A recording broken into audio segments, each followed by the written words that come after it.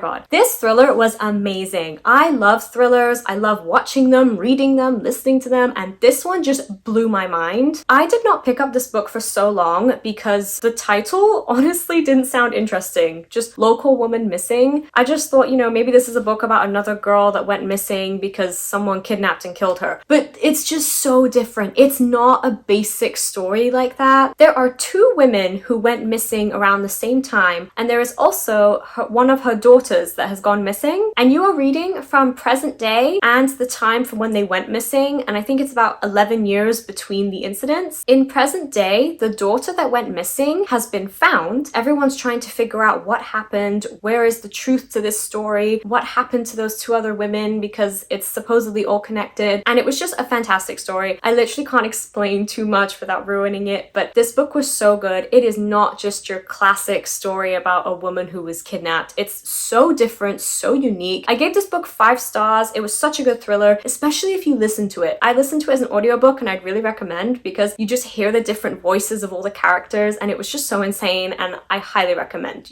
Everyone just has to read this book. So the next book I read is A Certain Hunger by Chelsea G. Summers. I am really sad that I didn't like this book. I gave it 2 stars. Basically, this book is meant to be a satire about a woman who kills and eats her lovers. It's meant to be on the topic of female rage and just expressing anger towards men, but that's not what this book was about at all. So the first thing I didn't like about this book is that we are reading the main character's diary from prison. She's 50 in present day, in prison for the crimes that she committed, and she's telling you her story of her past. When I picked up this book, I did not know it was going to start with her already being in prison, and I just found that so irritating because I already knew her fate. You know, this woman is killing and eating men. I thought, what's going to happen? But then as soon as the book begins, she's already in prison, and so I already know what her fate is, and that kind of just made it boring to me. Another thing I did not like about this book, the main character is a food critic. She is very particular about what she eats when she kills the men and the way she prepares the food, which was interesting, but the rest of the book, she spends paragraphs and pages telling you the proper way to saute onions and things like that, and I just don't care. I wanted to read this book for like a good sick horror during the Halloween season, and she just ended up boring me. She spent so many pages talking about the proper way to prepare truffles. There was like a section about truffles that just went on for so long, and when she kills these men, she never actually explains why. There is no reason. There's no rage. There's no anger or hatred towards these men. It literally just seems like a casual opportunity to kill this guy and eat him, and it doesn't really make sense. I guess since it's written from her perspective, you could just say that it's not meant to make sense, because why would it make sense that you're gonna kill and eat someone? But I was expecting a more sinister side to this character, and nothing about her was sinister. Also, her most recent kill, she didn't even eat the guy. It was just completely random, and I just don't understand the point of it. It was a very boring story about a food critic who had no idea why she wanted to kill and eat men, but she just did, and then it didn't make sense, and then she's in prison, and that's the end. So the next book I read is The House Across the Lake by Riley Sager. I was so disappointed in this book, and I'm really sad because a lot of people liked it. So basically, this book is about this woman in present day. She lives at this house on a lake, and her husband, a year prior, drowned in that lake. A new family moves in across the street from her, and she ends up becoming friendly with the wife, and then the wife goes missing. No one knows where she is. But our main character thinks that she knows who did it, and so she's basically trying to investigate this crime. As you're reading this book, you are also reading from the future perspective where there's this chaotic situation going on, and so you kind of have an idea of who the murderer is from the very beginning because you are reading the future as well. So at first, I really enjoyed this book. Like, I would say the first 200 pages, I was liking it, and then the story just took the strangest turn, and I don't think it worked. I think some people like it. To me, it literally seemed like what you would do in a cheap horror movie. Like, that twist was just there for shock value, but it doesn't really make sense at all. It's just like, hey, we're gonna throw this idea out there and make this work in this horror novel. But then later on in the book, something else happens that just also doesn't make sense. And I think later on, when the extra thing happened, I was supposed to feel scared and, worried for the main character, and I was literally laughing out loud. Like, I don't think you're supposed to be laughing when you're reading a horror book, but I was laughing because it was just so ridiculous and so silly. If you love really good horror stories that have proper explanations and detail and things that make sense, I don't think you'll like this book because it was just kind of ridiculous, but it had a lot of shock value. So I gave this book 3 stars. It wasn't a bad story, and I did enjoy it, but it just felt like a cheap horror movie, and I kind of wish I hadn't read it. The next book I read is The Midnight Library by Matt Haig. I listened listened to this as an audiobook and I actually really enjoyed it. This book is about a woman who basically dies, or like she's not dead yet, but in the state of almost being dead. In her mind, she ends up in this library. So she has many regrets and she can basically say, I regret this in my life. And the librarian will find her a book where she didn't make that choice or she made a different choice, and she gets to step into that life and live her life as if she hadn't made that choice. The idea of this library is that if you are happy with the life that you have chosen, you get to live that life. I can't say too much about this book without spoiling it, but basically, if you are kind of in a rut about your own life, I would recommend reading this because it's a really uplifting and heartwarming story. This book was also very funny. There were some very funny moments and I just loved them and I thought it was really great. It definitely switched back and forth between serious topics and then humorous stuff, and I just thought it was done very well. And one of the things I loved about this book is that she would pick a regret that she wanted to go back and change, and sometimes she would end up hating that life even though she'd spent so much of her life wishing she had done it. But when she gets there, things are not as she thought, and it's just a really fantastic read. It really makes you reflect on your own life and just be more grateful for the life that you have. I gave this book 4 stars. I think everyone should read it at some point. It was a fantastic book. Okay, and so the last book I read this month is The Silent Patient by Alex Michaelide?